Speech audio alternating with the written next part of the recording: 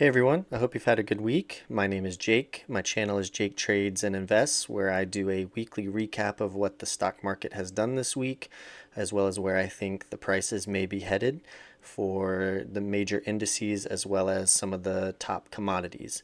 So with all of that, let's jump right into our first chart, which will be gold. So gold this week looks like it's kind of holding steady, hitting some resistance around the 2950 area. We had a strong selling day on Monday, then a large bullish candle coming back up on Tuesday, and then a couple of small candles to end the week. Um, if we can't break above the 2950 level and hold and start heading towards 3000, it may be time for gold to take a pause and pull back a little bit. Um, the price is above the 20 EMA, but it's kind of extended over the 50 EMA. So if it were to kind of pause here or even pull back a little towards the 50 EMA, I wouldn't be too surprised about that. We do still have this small gap from a few weeks back that hasn't been filled yet. So pending any crazy news, if something were to come out, gold could potentially come all the way back down and fill this gap. But for now, I think gold is set for a pause in the coming week or two. As for silver, it looks like we had a strong selling day on Monday as well, and then followed by a bullish candle just like gold on Tuesday. And then the remainder of the week has just been trading sideways. Friday's had a bit of selling pressure coming in at the end of the day, heading back down towards the moving averages. Similar to gold, I would think silver may pause here, pull back a little bit, maybe retest some of these moving averages as support, build a little momentum before heading higher. So in the next week or two, I would expect silver to pull back as well. Platinum, last week I talked about platinum retesting the resistance area overhead. It did that and then had a strong selling day on Monday, back down towards this support region around $1,000. We have towards the end of the week broken through that support zone, and we're kind of holding around the 50 and 100 EMAs, and we're still above the 200 EMA as well. So platinum, I would think, similar to gold and silver, may pull back a little more and consolidate a little. As long as it can consolidate above the moving averages, I think platinum still looks good to head higher in the short to medium term. But for the next week or two, I would just watch and see how the price starts reacting around these moving averages. As for copper, copper has done exactly what I thought it would do, and I talked about this a couple of weeks ago. We came up, we tested the 480 range here, this resistance area that goes back a couple of years, and then we have pulled back down from that resistance area, which is expected. We were pretty extended over the moving averages, and it's a pretty solid resistance area. So I think a pullback was needed.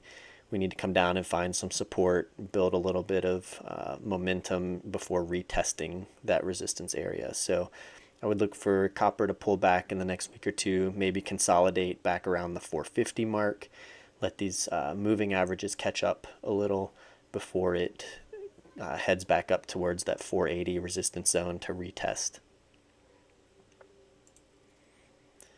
For crude oil, it was looking good at the start of the week. I thought, maybe we were bouncing off of our $70 support zone, but we're ending the day Friday with a large selling candle, taking out some of the work that we did throughout the week, back down towards the $70 support zone again. So we're still below the moving averages, so crude oil could continue to fall.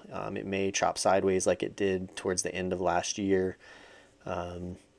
So we'll just have to keep watching oil in the coming weeks and see how it does, see if this support zone can remain strong, and maybe it would be a good buying opportunity.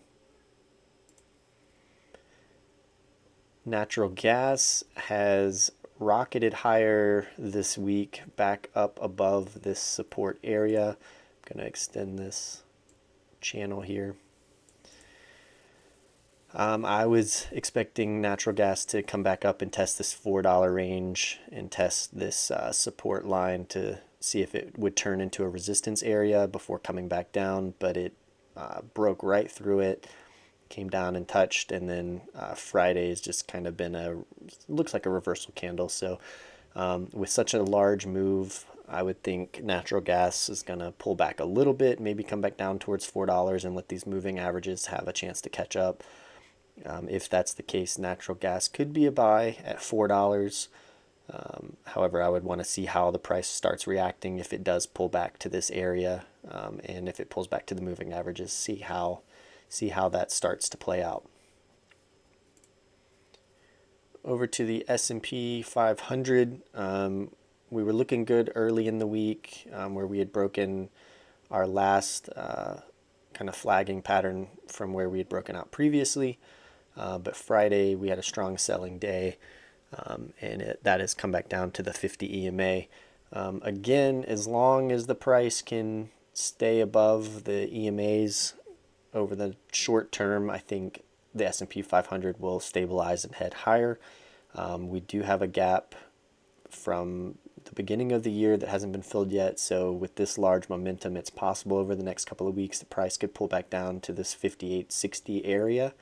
That could be in line with maybe the 200 EMA catching up to it sometime in March, possibly. So we'll just have to wait and see what the price does over the next coming weeks. But it does look like it wants to sell off a little bit. Nasdaq's kind of a similar story. We were looking good at the beginning of the week, and then Friday had a really large selling candle that took back all of the gains that were had from the week. So it's like the S&P 500 possibly could pull back. We still have this little gap here that hasn't been filled yet around the 20,900 level. That would kind of coincide with this 100 EMA. So it's possible that the price will pull back and kind of consolidate around that 21,000 level. There seems to be a little bit of support coming through that area also. So we'll just wait and see what Nasdaq does. The Dow Jones was flagging, and I was expecting this to break to the upside, but like the other indices, the Dow broke on Thursday and then continued that momentum down on Friday. I have mentioned previously that we do have this pretty large gap here from the last time we bounced off of our support zone. I'm going to extend that now.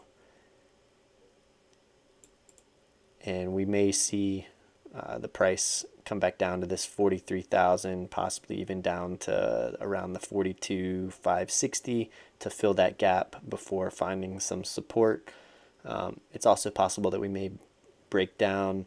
I'd watch for a false breakdown here. It could get traders on the wrong side thinking to go short, and then it maybe catches some support on the 200 EMA and reverses.